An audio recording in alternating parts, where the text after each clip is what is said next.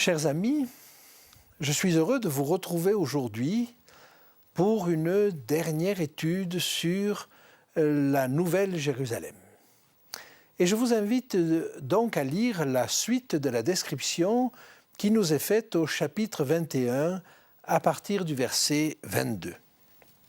« Je ne vis point de temple dans la ville, car le Seigneur Dieu Tout-Puissant est son temple ainsi que l'agneau.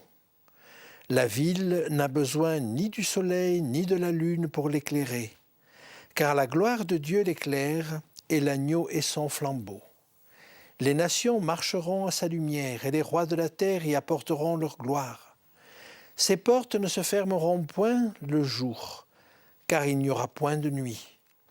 On y apportera la gloire et l'honneur des nations. Il n'entrera chez elles rien de souillé, ni personne qui se livre à l'abomination et au mensonge. Il n'entrera que ceux qui sont écrits dans le livre de vie de l'agneau. Et il me montra un fleuve d'eau de la vie, limpide comme du cristal, qui sortait du trône de Dieu et de l'agneau. Et au milieu de la place de la ville et sur les deux bords du fleuve, il y avait un arbre de vie, produisant 12 fois des fruits, rendant son fruit chaque mois, et dont les feuilles servaient à la guérison des nations. Il n'y aura plus d'anathème. Le trône de Dieu et de l'agneau sera dans la ville. Ses serviteurs le serviront et verront sa face, et son nom sera sur leur front. Il n'y aura plus de nuit, et ils n'auront plus besoin ni de la lampe, ni de lumière, parce que le Seigneur Dieu les éclairera, et ils régneront au siècle des siècles. » Cette description est idyllique, elle nous fait rêver, mais j'aimerais quand même attirer votre attention sur quelques points.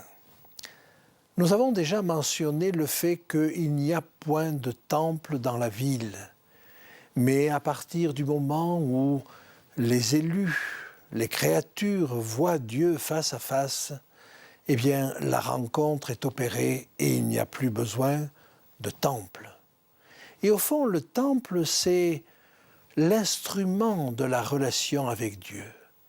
À partir du moment où la relation avait été coupée au jardin d'Éden, il était sans doute nécessaire de faire quelque chose qui rappelle ce qu'aurait pu être cette relation avec Dieu, de manière à en garder le souvenir. Alors, si Dieu est son temple, nous l'avons vu, la ville, elle, est cubique. Elle est comme le lieu très saint. Mais nous allons voir d'autres implications de cela. Et en particulier, j'aimerais attirer votre attention sur le parvis. Le parvis, il nous en est parlé, du parvis extérieur, au chapitre 11 et au verset 2.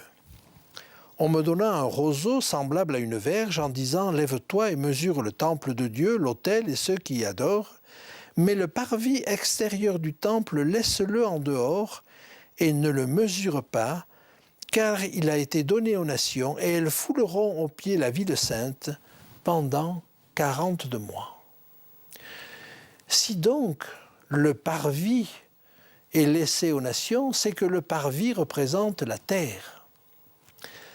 Mais alors, le lieu saint dont nous n'avons pas parlé jusque-là, eh bien le lieu saint serait cette jonction entre la terre et le ciel.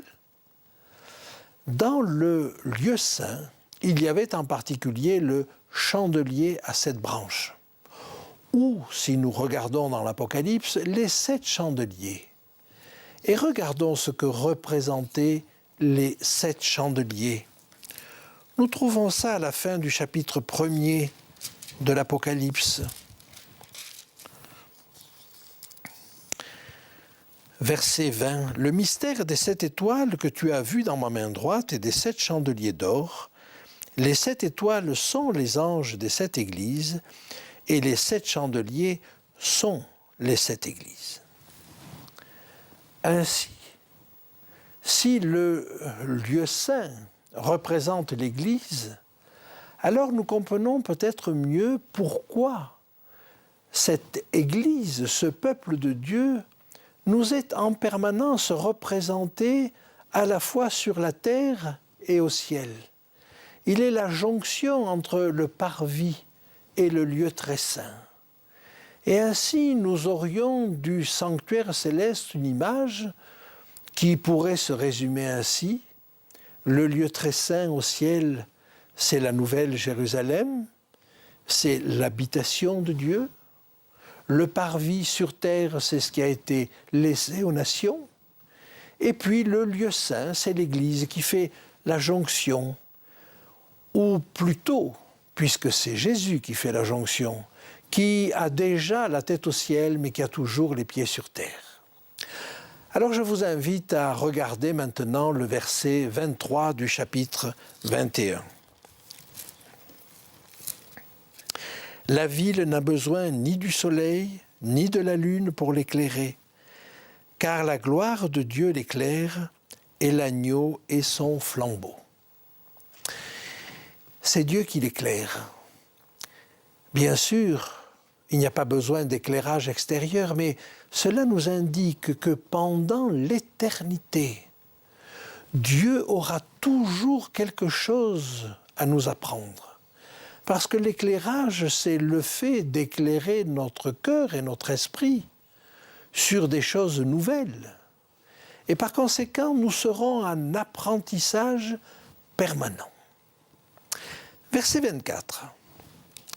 Les nations marcheront à sa lumière, et les rois de la terre y apporteront leur gloire. Comment les rois de la terre peuvent-ils apporter leur gloire à une ville déjà aussi glorieuse? Il est probable qu'ils vont apporter ce qu'a été leur expérience avec Dieu. N'oublions pas que tout à fait à la fin, le peuple de Dieu est la gloire de Dieu et que Dieu est la gloire de son peuple. Et il est probable que ces expériences extraordinaires que chacun a pu vivre dans sa relation avec Dieu seront l'objet d'un encouragement, et plus qu'un encouragement, seront l'objet de louanges à l'infini. Alors, notons quand même que ce n'est qu'à la fin des 1000 ans que les élus rentrent dans la nouvelle Jérusalem. Et chacun pourra témoigner à ce moment-là de ce qu'il a vécu. Abordons le verset 25. Ces portes ne se fermeront point le jour, car il n'y aura point de nuit, et on y apportera la gloire et l'honneur des nations. Il est probable que la nuit évoque quelque chose de sombre, évoque les ténèbres, et rien de ce qui peut évoquer les ténèbres ne sera dans cette nouvelle Jérusalem. Verset 27. Il n'entrera chez elle rien de souillé, ni personne qui se livre à l'abomination et au mensonge. Il n'entrera que ceux qui sont écrits dans le livre de vie de l'agneau. Dans ce livre de vie, ce livre qui a été écrit dès avant la fondation du monde par Dieu lui-même, dans ce livre, il n'y a que les élus. Alors évidemment, il n'y a pas là encore une prédestination, mais simplement une préconnaissance de Dieu. Connaissance de ce que seront les choix de chacun. Et nous avons vu qu'il y avait les livres sur lesquels était rapporté fidèlement l'ensemble de ce que nous faisons, mais il y a un autre livre, le livre de vie. Et celui-là est le reflet de notre foi. Cette foi se traduit par des œuvres, bien entendu, par des actions, mais elle est le reflet de notre foi. Eh bien, avançons maintenant et nous allons lire avec le chapitre 22 la description de ce qu'on pourrait appeler le nouveau Jardin d'Éden. Et il me montra un fleuve d'eau de la vie, limpide comme du cristal, qui sortait du trône de Dieu et de l'agneau. Le trône de Dieu, celui qui a servi au jugement, sert maintenant à émettre un fleuve de vie. Et ce fleuve qui sort du trône nous est décrit par le prophète Ézéchiel au chapitre 47, au verset 7 à 9. Ézéchiel, chapitre 47. Quand il m'eut à me ramener, voici, il y avait sur les bords du torrent beaucoup d'arbres de chaque côté. Et il me dit, cette eau coulera vers le district oriental, descendra dans la plaine et entrera dans la mer. Lorsqu'elle se sera jetée dans la mer, les eaux de la mer deviendront saines. Tout être vivant qui se meut vivra partout où le torrent coulera. Il y aura une grande quantité de poissons, car là où cette eau arrivera, les eaux deviendront saines et tout vivra partout où parviendra le torrent. Voilà pourquoi c'est un fleuve d'eau de la vie. Il assainit tout. Et il n'y aura sans doute pas grand-chose à assainir, mais nous allons voir qu'il y a des larmes à sécher. Et puis on nous décrit là un jardin. Sur les deux bords du fleuve, il y a des arbres. L'arbre de vie, qui produit son fruit 12 fois par an, chaque mois, et dont les feuilles servaient à la guérison des nations. Eh bien, nous trouvons toujours dans le livre du prophète Ézéchiel, au chapitre 47, une telle description.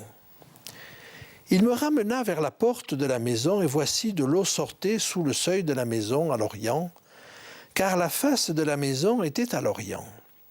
L'eau descendait sous le côté droit de la maison, au midi de l'autel, et il me conduisit par le chemin de la porte septentrionale, et il me fit faire le tour par dehors jusqu'à l'extérieur de la porte orientale. Et voici l'eau coulait du côté droit. Lorsque l'homme s'avança vers l'orient, il avait dans sa main un cordeau, et il mesura 1000 coudées, et il me fit traverser l'eau, et j'avais de l'eau jusqu'aux chevilles. Et le prophète Ézéchiel continue son expérience. Il va compter encore, l'ange va compter 1000 coudées, et puis l'eau va monter jusqu'aux genoux, jusqu'à la taille, et puis à la fin, c'est un torrent tel qu'il ne peut pas le traverser. Alors, il y a là aussi, sur son bord, d'un arbre de vie. Et on note la même chose, le fruit sert à la nourriture, mais les feuilles servent à la guérison. Est-ce qu'il y aura besoin de guérison à ce moment-là? Eh bien, il est parlé de sécher les larmes. Et pourquoi y aurait-il des larmes? Eh bien, parce que peut-être nous avons des êtres chers qui ne seront pas là. Et il faudra sécher des larmes. Mais on nous dit que ces choses-là seront oubliées au bout d'un certain temps. Et par conséquent, il n'y a pas là l'occasion de se lamenter sur une quelconque tristesse qui cesserait. Mais il faut penser que le peuple de Dieu est à l'image de Dieu. Il lui ressemble, nous allons le voir. Il est sensible. et le fait de perdre des êtres chers lui est certainement douloureux et probablement plus que maintenant. Lisons le verset 3. Il n'y aura plus d'anathème. Le trône de Dieu et de l'agneau sera dans la ville, ses serviteurs le serviront et verront sa face. Ils le verront face à face. Ils connaîtront comme ils ont été connus. Et le verset 4 ajoute « Et son nom sera sur leur front ». Nous avions la description des 144 000 de cette manière-là. Relisons ensemble, si vous voulez, au chapitre 14, le verset 1er. « Je regardais, et voici l'agneau se tenait sur la montagne de Sion, et avec lui 144 000 personnes qui avaient son nom et le nom de son Père écrit sur leur front. » Les 144 000, nous l'avons déjà vu, vont vivre une expérience tout à fait particulière et tout à fait exceptionnelle. Mais ce verset-là est en train de nous montrer que tous les élus, finalement, vivront l'expérience des 144 000. Et ce nom de Dieu et ce nom de l'agneau écrit sur leur front montrent le reflet de son caractère. En réalité, par là, ils appartiennent entièrement à Dieu. Et il n'y a pas de restriction à cela. Abordons maintenant, si vous voulez bien, le verset 5. Il n'y aura plus de nuit, ils n'auront besoin ni de la lampe, ni de la lumière, parce que le Seigneur Dieu les éclairera, et ils régneront au siècle des siècles. Il n'est plus question maintenant de régner simplement pour 1000 ans. Ils régneront au siècle des siècles. Eh bien, au fond, ils récupèrent les prérogatives d'Adam. Et j'aimerais vous montrer ceci à travers le livre de la Genèse, au chapitre 1er, les versets 26 et 27.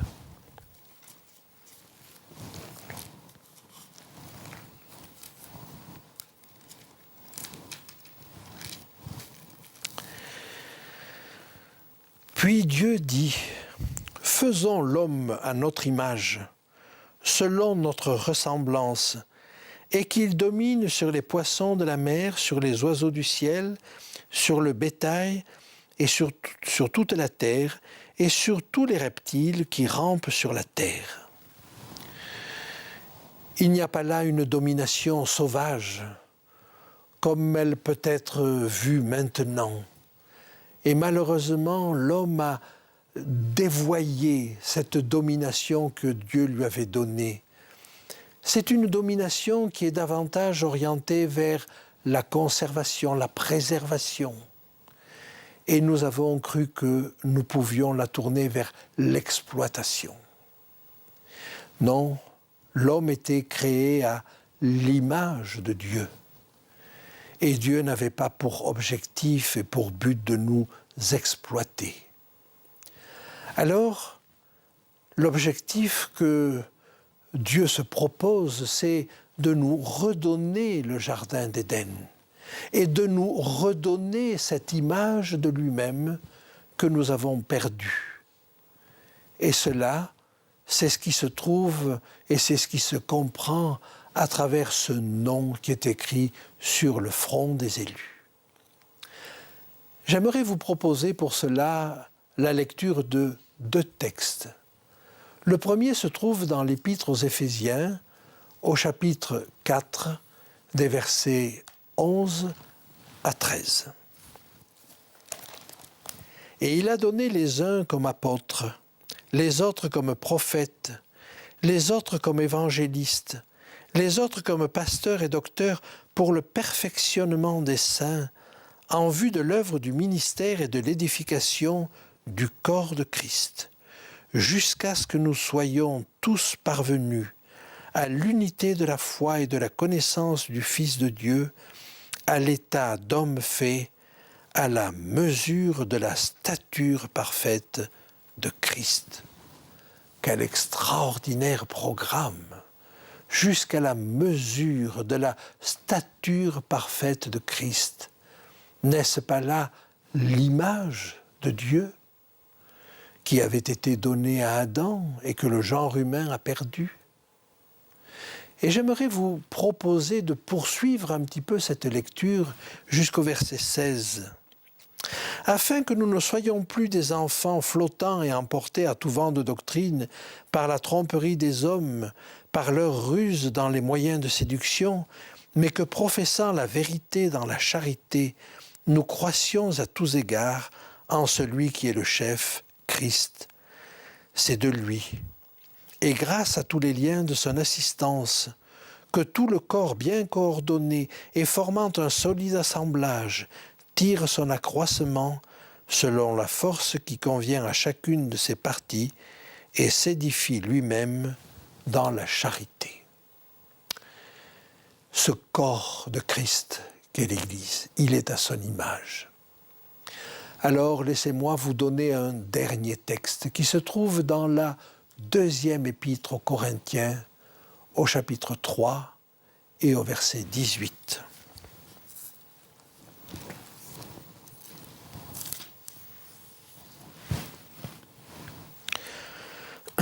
Nous tous, qui le visage découvert contemplons comme dans un miroir la gloire du Seigneur, nous sommes transformés en la même image, de gloire en gloire, par le Seigneur, l'Esprit. Nous n'avons pas la possibilité de nous transformer, mais nous avons la possibilité de regarder. Oh, c'est au travers d'un miroir pour l'instant. Plus tard, dans la Nouvelle Jérusalem, nous verrons Dieu face à face. Mais pour l'instant, c'est dans un miroir.